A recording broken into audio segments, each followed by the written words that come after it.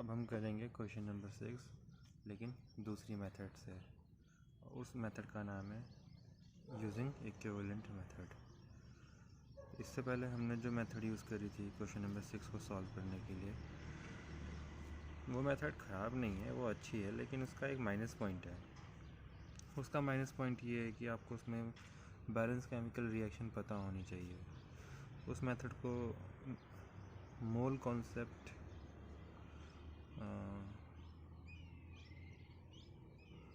Method ऐसा भी बोल सकते हो आप, उसको बोलते हैं मोल कॉन्सेप्ट मेथड कहते हैं। उसमें प्रॉब्लम क्या है, उस मेथड में आंसर तो आ जाता है लेकिन उसमें आपको रिएक्शन पता होनी चाहिए। जब आप HCl को 1 ग्राम मिक्सचर में डालोगे तो HCl किस किस से रिएक्ट करेगा और क्या बनाएगा, ये आपको पता होना चाहिए।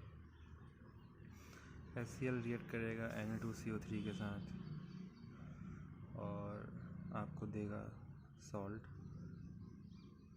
प्लस वाटर प्लस CO2, और HCl रिएक्ट करेगा NaHCO3 के साथ, इसके साथ भी करेगा HCl रिएक्ट और आपको फिर से वही देगा salt plus water plus CO2। इसको बैलेंस भी कर लो, यहाँ पे 2 लगा दो, यहाँ पे 2 लगा दो, तो ये बैलेंस हो गया। अब इसके साथ जो मोल कॉन्सेप्ट मेथड है, जो पहले वाली मेथड है, उसके साथ यही माइनस पॉइंट है कि आपको ये रिएक्शन पता होनी चाहिए। अगर आपको, और रिएक्शन ही नहीं, balance reaction, balance chemical reaction पता होनी चाहिए। अगर आपको ये नहीं पता तो आप क्वेश्चन कभी सॉल्व नहीं कर पाओगे। तो इसीलिए जो ज़्यादा अच्छी मेथड है वो ये वाली है, इक्विवेलेंट मेथड। इक्विवेलेंट मेथड में क्या होता है कि आपको केमिकल रिएक्शन नहीं भी पता होगी, बस आपको रिएक्टेंट पता होंगे या फिर सिर्फ प्रोडक्ट पता होंगे। मतलब कहने का मतलब है कि you don't need chemical reaction, आपको बस कुछ कंपोनेंट पता होने चाहिए कि उसमें है कौन कौन। जैसे कि हमको फॉर एग्जांपल मान लो मुझे रिएक्शन नहीं पता, ये दो, अगर मान लो कि मैं ये 2 रिएक्शन जो है मुझे नहीं पता, मैं भूल गया ये 2 रिएक्शन होती क्या है, लेकिन मुझे इतना तो पता है ना कि इसमें 3 कंपोनेंट हैं, एक है HCl, एक है Na2CO3 और एक है NaHCO3। 3 रिएक्टेंट हैं। एक बार HCl सोडियम कार्बोनेट के साथ रिएक्ट करेगा और एक बार HCl सोडियम बाइकार्बोनेट के साथ रिएक्ट करेगा, इतना तो मैं जानता हूँ। तो बस इक्विवेलेंट मेथड के लिए इतना ही काफ़ी है, आंसर आपका निकल जाएगा। तो इक्विवेलेंट मेथड क्या होती है, तो इसके लिए पहले आपको थोड़ा ये कॉन्सेप्ट पता होना चाहिए, तभी आप कर पाओगे। तो इक्विवेलेंट कॉन्सेप्ट क्या होता है, मैं इसको सेपरेटली समझा देता हूँ। इक्विवेलेंट कॉन्सेप्ट बेसिकली इक्विवेलेंट पे बेस्ड है। अब इक्विवेलेंट क्या होते हैं वो भी समझा देते हैं। जैसे कि सपोज़ आपके पास A और B आपके रिएक्टेंट हैं और आपको प्रोडक्ट मिल रहा है C प्लस डी।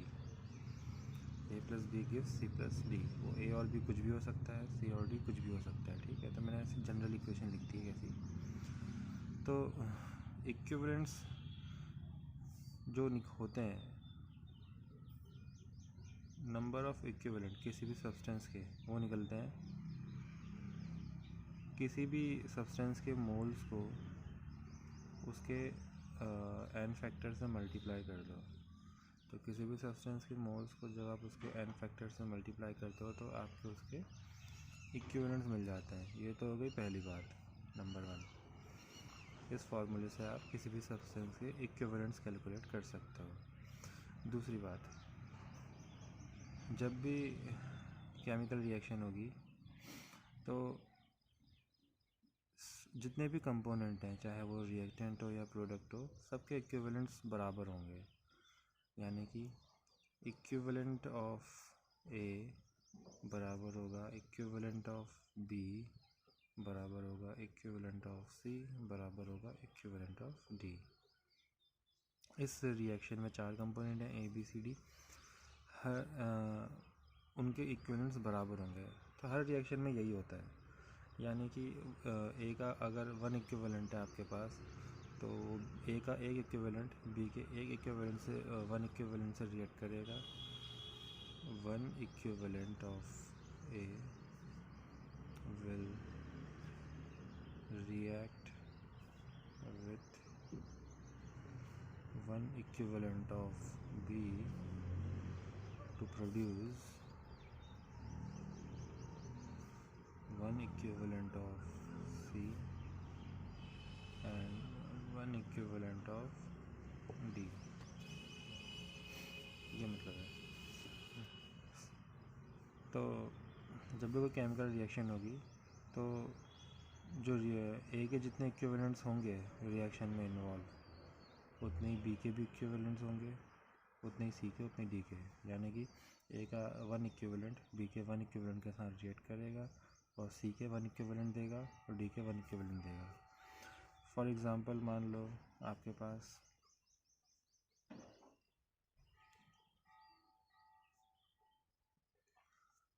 ए के तो 5 इक्विवेलेंट अवेलेबल है लेकिन बी के सिर्फ 2 ही इक्विवेलेंट है। तो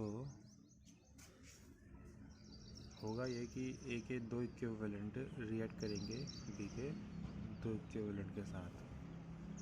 2 इक्विवेलेंट ऑफ ए रिएक्ट करेंगे 2 इक्विवेलेंट ऑफ बी और आपको देंगे 2 equivalent of C plus 2 equivalent of D. तो ए के आपके पास 5 इक्विवेलेंट थे, 5 में से 2 इक्विवेलेंट खर्च हो गए तो बच जाएंगे कितने, 3 इक्विवेलेंट। तो ए के जो remaining equivalent of A is equal to 3 equivalent. एक और एग्जांपल ले लेते हैं। सपोज़ आपके पास इस रिएक्शन में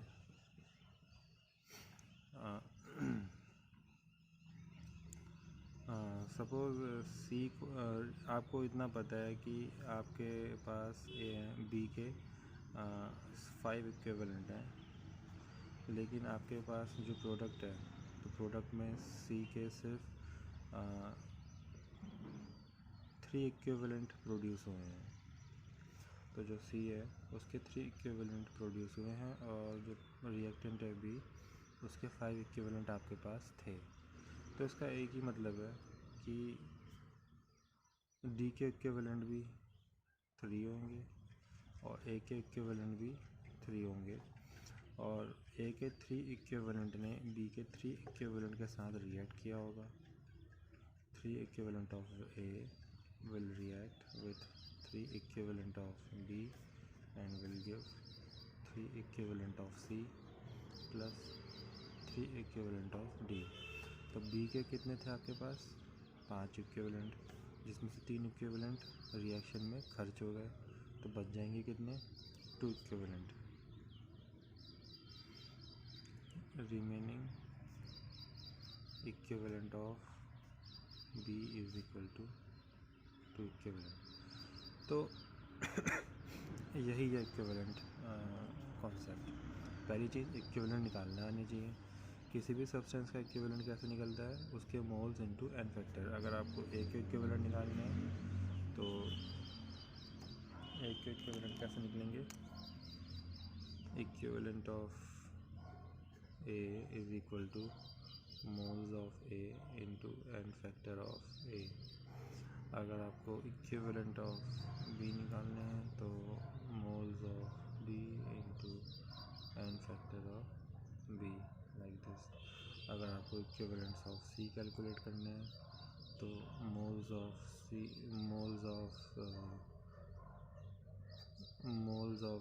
into n factor of C, like this. तो पहली चीज़ क्या याद रखनी है, इक्विवेलेंट निकालने का formula moles into n factor. दूसरी चीज़ क्या याद रखनी है कि किसी भी रिएक्शन में जो कंपोनेंट होते हैं, जैसे कि इसमें इस रिएक्शन में कंपोनेंट हैं ए बी सी डी, उन सबके जो इक्विवेलेंट्स होंगे वो इक्वल होंगे। बस यही दो चीज़ें याद रखनी है, यही इक्विवेलेंट कॉन्सेप्ट है। तो इसी की मदद से अब हम क्वेश्चन नंबर 6 ट्राई करते हैं। तो इस मेथड की खूबसूरती यह है कि अब हमको इस रिएक्शन की कोई ज़रूरत नहीं है, हम हमको बस इक्विवेलेंस की ज़रूरत है। चलो फिर करते हैं।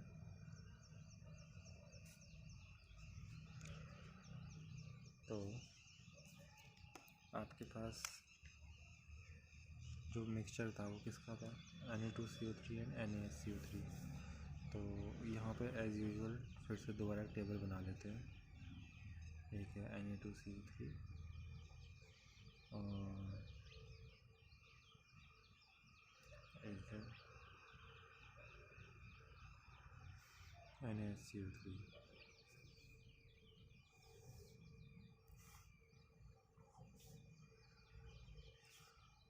तो अज्यूम कर लेते हैं कि इस 1 ग्राम मिक्सचर में आपके पास Na2CO3 कितना है, x ग्राम। इसका वेट हम अज्यूम कर लेते हैं कि x ग्राम। तो NaSCO3 का वेट कितना हो जाएगा, 1 माइनस x ग्राम। यहाँ पे मैं डायग्राम बना देता हूँ ताकि आपको ज़्यादा अच्छी से समझ में आए। आपके पास HCl है,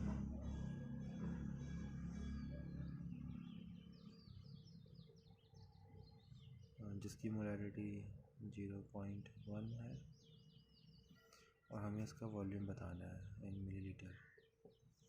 और आपके पास एक मिक्सचर है, 1 ग्राम मिक्सचर, और उस मिक्सचर के कंपोनेंट कौन कौन है, Na2CO3 प्लस NaHCO3, ये आपके कंपोनेंट है। तो देखो डायग्राम भी बना दिया। तो Na2CO3 का मोलर मास कितना होता है, Na2CO3 का मोलर मास 2 × 23, कार्बन एक है 16। तो ये हमने ऑलरेडी पिछले क्वेश्चन में कैलकुलेट किया हुआ था। तो वैल्यू आ रही थी 106 ग्राम पर मोल, 106 ग्राम पर मोल। हाँ, और NaSCO3 का जो मोलर मास है वो कितना हो जाएगा, 23 + 1 + 12 + 3 × 18। तो ये आ जाएगा आपका 84 ग्राम पर मोल। अब देखो हमको इनके इक्विवेलेंस कैलकुलेट करना है, क्योंकि रिएक्शन किसके बीच में हो रही है, रिएक्शन हो रही है HCl एंड Na2CO3। एक तो ये रिएक्शन हो रही है और दूसरी रिएक्शन किस में हो रही है, HCl प्लस NaHCO3। तो एक तो ये हो रही है, दूसरी ये हो रही है। तो हमको इसके इक्विवेलेंस पता करने पड़ेंगे और इसके भी। तो इक्विवेलेंट कैसे निकलता है, इक्विवेलेंस निकलता है मोल्स इनटू n फैक्टर। उसी प्रकार से यहाँ भी इक्विवेलेंट ऐसे ही निकलेगा, मोल्स इनटू n फैक्टर। यानी कि हमें इसका मोल चाहिए और इसका n फैक्टर चाहिए। तो Na2CO3 एक सॉल्ट है और NaHCO3 भी एक सॉल्ट है। और सॉल्ट का Na2CO3 का n फैक्टर जो होता है वो मैं यहाँ पे लिख देता हूँ। Na2CO3 का n फैक्टर होता है 2 और NaHCO3 का n फैक्टर होता है 1। n फैक्टर कैसे निकालते हैं ये मैं ऑलरेडी बता चुका हूँ।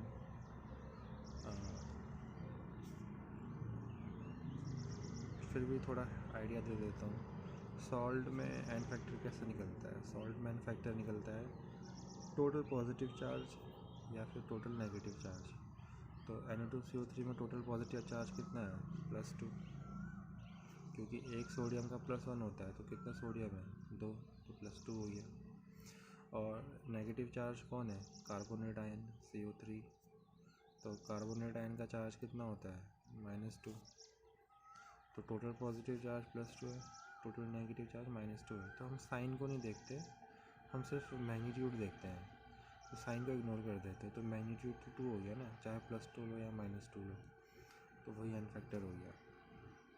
वैसे ही NaCO3 में जो आपका कैटायन है, पॉजिटिव आयन, वो है N सोडियम, उसका चार्ज है +1, और एक ही एनायन है, वो है HCO3, और HCO3 जो एनायन होता है उसका चार्ज होता है -1। तो टोटल पॉजिटिव चार्ज +1 है, टोटल नेगेटिव चार्ज -1 है, तो मैग्नीट्यूड कितना हो गया? मैग्नीट्यूड तो 1 हो गया ना। तो सॉल्ट के केस में n फैक्टर ऐसे ही निकलता है, तो NaCO3 का n फैक्टर कितना हो गया? 1। तो हमारे पास n फैक्टर तो आ चुका है। अब इक्विवेलेंस निकालने के लिए हमको मोल चाहिए, मोल। तो हम मोल निकालते हैं, चलो। तो मोल कितना होता है?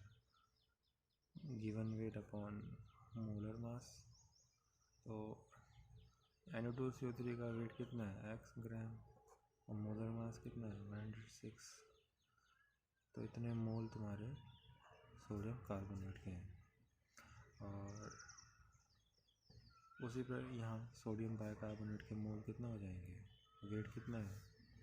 1 - x ग्राम, और अपॉन मोलर मास कितना है? Molar mass 84। तो ये हो गया आपके सोडियम कार्बोनेट के मोल्स। अब सॉल्यूशन क्या है? अब जो मिक्सचर है वो इक्विमोलर है। इक्विमोलर का मतलब है कि इक्विमोलर का मतलब है कि ये मोल्स और ये मोल्स बराबर होंगे।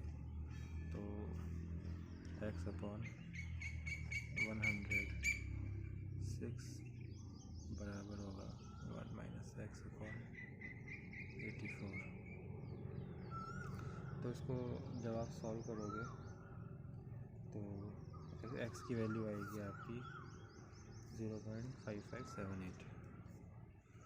तो इसको सॉल्व करने पे x की वैल्यू आएगी 0.557। ये ऑलरेडी हम सॉल्व कर चुके हैं, जो इससे प्रीवियस वाली मेथड है। क्वेश्चन 6 को जो हमने प्रीवियस मेथड में सॉल्व किया था, मोल कॉन्सेप्ट मेथड से, तो वहाँ पे x की वैल्यू हमने ऑलरेडी निकाली थी। तो 0.5578 ग्राम, यानी कि इतने ग्राम NO2CO3 आपके पास अवेलेबल है 1 ग्राम मिक्सचर में। तो मोल्स कितने हो जाएंगे NO2CO3 के? 0.5578 अपॉन 106। और ये भी हमने निकाला था प्रीवियस मेथड में। कितना आ रहा था? ये आपका आ रहा था 0.00526 मोल। तब क्योंकि मिक्सचर इक्विमोलर है तो इन दोनों के मोल्स बराबर होंगे, इसीलिए इसके मोल्स भी कितने हो जाएंगे? 0.00526 मोल। तो इक्विवेलेंट कैलकुलेट करना अब ईजी हो गया। तो इक्विवेलेंट्स कितने हो जाएंगे? इसके इक्विवेलेंट्स हो जाएंगे मोल इंटू n फैक्टर। 0.00526 मोल है, और n फैक्टर कितना है इसका? 2। और इसके इक्विवेलेंट हो जाएंगे मोल्स इंटू n फैक्टर। इसका n फैक्टर 1 है, तो कितना आ जाएगा ये?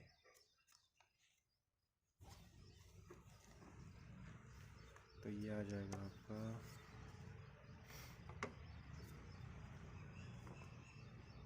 0.00526 इंटू 2। तो 0.00526 इंटू 2, तो ये आ गया 0.01052।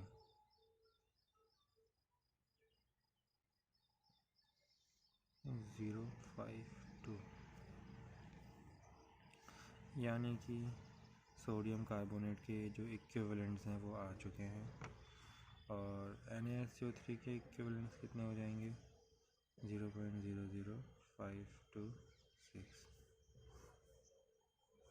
सोडियम बाइकार्बोनेट के इक्विवेलेंट्स भी कैलकुलेट हो चुके हैं। इसका मतलब ये जो रिएक्शन है पहली और दूसरी, इसमें इक्विवेलेंट्स आ चुके हैं।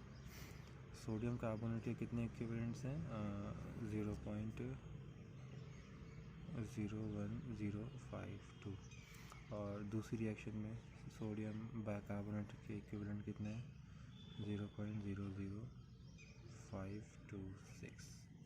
तो इक्विवेलेंट मेथड्स क्या बोलती है, इक्विवेलेंट मेथड कहती है कि जो दूसरा कंपोनेंट है HCl इस रिएक्शन का, पहली रिएक्शन का, उसके कम इक्विवेलेंट भी उतने ही होंगे, तो इसके इक्विवेलेंट भी कितने होंगे HCl के 0.01052। HCl के 0.01052 इक्विवेलेंट रिएक्ट करेंगे Na2CO3 के इतने ही इक्विवेलेंट के साथ। और वैसे दूसरे केस में भी HCl के इक्विवेलेंट्स कितने होंगे 0.00526 दोनों जितने इक्विवेलेंट्स HCl के हैं उतने NaCO3 के होंगे। तो अब ये पता चल चुका है कि HCl के इक्विवेलेंट्स कितने होंगे। तो HCl के टोटल इक्विवेलेंट्स कितने हैं दिस प्लस दिस। तो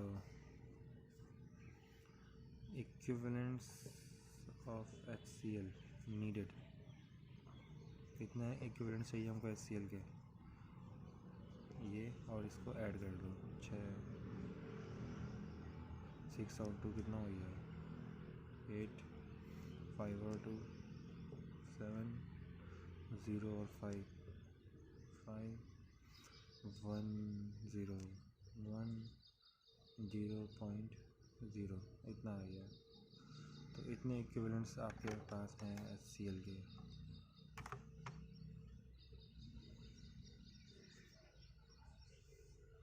इतने आपको चाहिए, इतने आपके पास है नहीं, इतने आपको चाहिए, तब जाके इतने इक्विवेलेंट्स जब आपको मिलेंगे तब जाके वो इक्विवेलेंट्स Na2CO3 के इतने इक्विवेलेंट और NaSO3 के इतने इक्विवेलेंट के साथ कम्प्लीटली रिएक्ट करेंगे।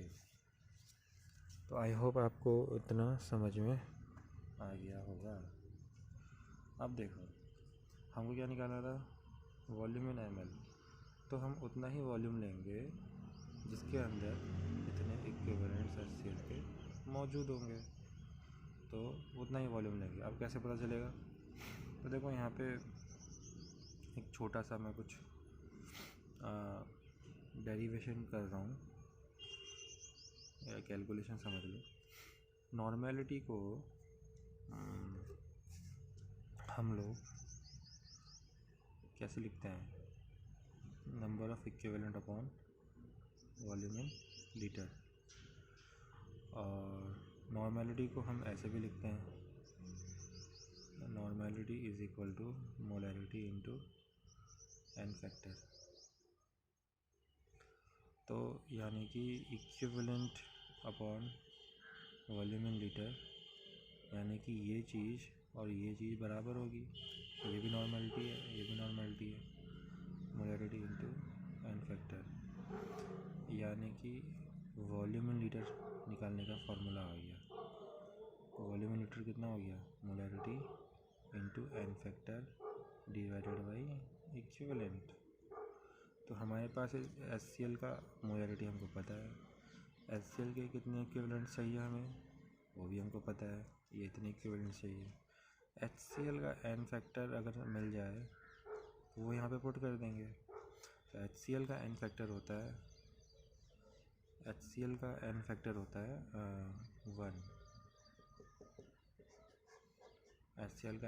1 होता है, तो यहाँ पे 1 लिख दो, यहाँ पे यहाँ पे नहीं, n फैक्टर की जगह 1 लिख देंगे, तो n फैक्टर भी हमको पता है। सो इसी से हम करेंगे। तो volume of HCl needed in litre कितना हो गया molarity of HCl into n factor of HCl upon number of equivalent of HCl। तो मोलरिटी कितनी है 0.1, HCl का n फैक्टर कितना होता है 1, और HCl का कितने इक्विवेलेंट्स हमको चाहिए, HCl के हमको चाहिए इतने इक्विवेलेंट्स 0.01578।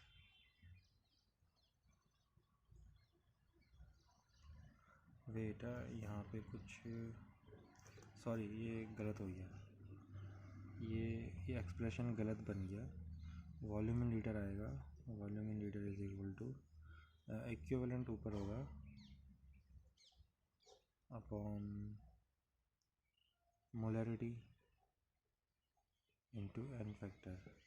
अब ठीक है, ये एक्सप्रेशन सही है। तो इक्विवेलेंट पता है, मोलरिटी पता है, n फैक्टर पता है, तो यहाँ पे भी करेक्शन कर देते हैं। Volume in litre will be equal to equivalent upon molarity into n factor.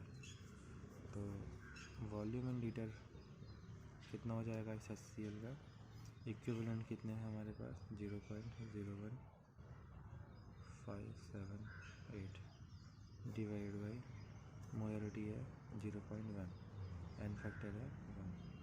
तो वॉल्यूम इन लीटर आ जाएगा 0.1578 लीटर। तो इसका वॉल्यूम इन ml चाहिए ना हमको, तो वॉल्यूम इन मिलीलीटर कितना हो जाएगा, इसको 1000 से मल्टीप्लाई कर दो, वॉल्यूम ऑफ लीटर इंटू 1000, तो ये हो जाएगा 157.8 millilitre. So this is an answer. यही आंसर पहले भी आ रहा था, यही आंसर अभी भी आ रहा है, लेकिन मेथड अलग है। इस बार हमने इक्विवेलेंट मेथड की से हमने ये क्वेश्चन सॉल्व किया है। इक्विवेलेंट मेथड की खासियत ये है कि हमको इस रिएक्शन की कोई ज़रूरत नहीं पड़ी। तो नॉर्मली होता यही है, बच्चों को हर सारी रिएक्शन याद नहीं रहती है, तो ये वाली मेथड ज़्यादा अच्छी है। मोल कॉन्सेप्ट के लिए आपको सारी रिएक्शन आनी चाहिए, और रिएक्शन ही नहीं पता होगी तो फिर कर ही नहीं पाओगे। तो इक्विवेलेंट मेथड की आदत डालो, इससे करना सीखो, तो आपको रिएक्शन याद करने की ज़रूरत नहीं पड़ेगी। तो आई होप आपको वीडियो समझ में आ गई होगी, ये नया कॉन्सेप्ट समझ में आया होगा। तो अगर आपको वीडियो पसंद आई और अगर आपको कुछ सीखने को मिला नया, तो इस वीडियो को लाइक करें, सब्सक्राइब करें, शेयर करें, और अपने डाउट्स कमेंट सेक्शन में कमेंट करें। So thank you guys, thank you for watching, see you letter.